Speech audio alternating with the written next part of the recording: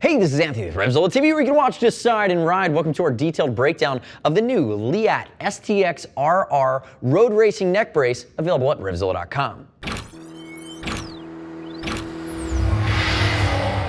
So if you're unfamiliar with what Leatt does, they've invented this technology. Started in the dirt world, moved to the street world. Now we have a very specific product built for the tuck on a race bike. This is the Leatt STX RR, and it's what we call an alternative load path technology, meaning it takes crash forces that would be transferred to your helmet, to your head, and it routes them past your neck, and it actually transfers them to your body, saving critical areas for damage, which be your cervical vertebrae. That is the key to this. That's why we call it a brace. It's not meant to absorb impact, it's meant to transfer energy and lengthen impact, which allow you to have the best chance of surviving a crash. Now, if you look at it in front of me, it's a very simple device. It slips over the head. It weighs 1.5 pounds, done in carbon fiber, north of $500. And remember, the STX RR is the road race version meant to go in the tuck. That's why it has these foldable wings in the front. There's also the STX, which is meant for 3/4 or upright riding. That will protect you better for normal riding. This is really designed for tuck riding or track riding in hardcore scenarios.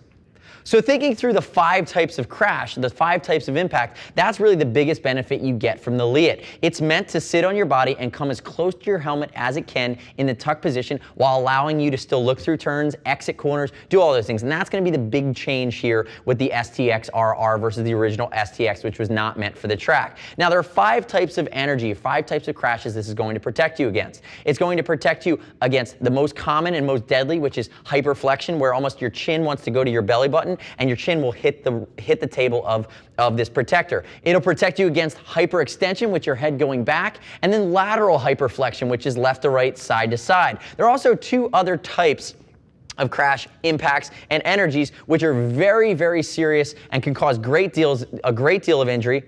And that's going to be hypertranslation, which is almost a shearing force applied directly to the front of your head, and then that axial loading, which is an angular force to the top of the head, pressing your spine down and compressing it at an angle where the helmet hopefully will come into contact with the collar and really stop and transfer that energy to your body. Now, quickly, I talked a little bit earlier about how close this should sit to your helmet, and the general rule of thumb is as close as possible without getting in the way. I'm going to talk about some of the adjustability here, but it's very easy to set up. Remember, it's meant to sit on top of your road riding leathers or your race leathers. It's meant to use these scapular wings in the back that sit on top or on the sides of your race hump, and they sit down along your shoulder blades, keeping your race hump area free. And remember too, there are these pads underneath. They sit on top of what would be your trapezius muscles. And remember, this comes in the stock configuration that's very easy to set up, but you want it to stay as high as possible off your body and close to your helmet. You'll also notice too that very simply, to have a friend do this, you'd place this on over top of your leathers with your helmet on, and you have the ability to move these struts, these aluminum struts on both sides, and I'll show you really quickly. You pop that, and you'll see as I pop it out, I'm going to slide it back here. And here's my aluminum adjuster. Notice 5 positions, and if you want to use the smaller ones, you're going to actually have to irreparably cut off 15 millimeters there. They made sure that I understood that with smaller riders if you're really thin front to back. So you adjust this so it sits as snugly as possible without getting in the way, and then you use an Allen key to adjust the angle of your wings to make sure that these interface properly with your race hump. It's very simple. You set it up once and you're good to go. And remember, it should be as tight as possible without being a distraction, without getting in the way, and the height of this is adjustable again to be as high as possible, because what happens is as soon as there's an impact that's introduced, you want your helmet to come in contact with the collar or come in contact with the table area as soon as possible to begin that energy alternative path to get it around your neck and move into your body. And remember, as always, we're going to ship for free, especially on a product this technical and this level of investment. And as always, you can click right here, subscribe to us at RevZilla TV. I'd love to hear your comments, your questions about the Leatt STX RR road brace. Now, in this section, let's walk through the anatomy of the table itself. Let's talk through the entire anatomy of the product and really how you use it on a day-to-day level.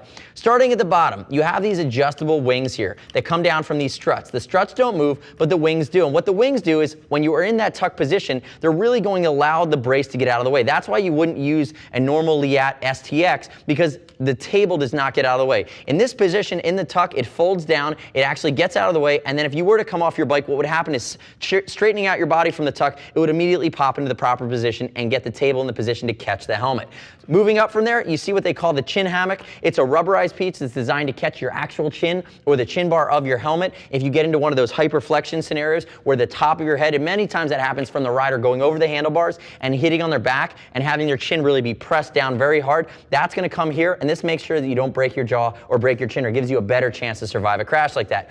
Moving into the table, you'll notice there's a soft or a rubberized plastic that moves all the way around. That's for two reasons. The first reason is to create a tacky zone for the helmet to dig into to stop the helmet. If it was completely slick or carbon fiber all the way around, you could have the element of the helmet actually deflecting off and transferring the energy in a different direction. It's meant to take the hit. The other thing about this rubber is even when I flip it upside down, you're going to see it coats that carbon fiber. So if there are definitely scenarios in a gnarly enough crash where you're going to break this device, it's meant to sacrifice its life to save you. And what happens there is by having that rubberized coating, it's not going to have anything that's going to be sharp or carbon fiber coming in contact with your skin.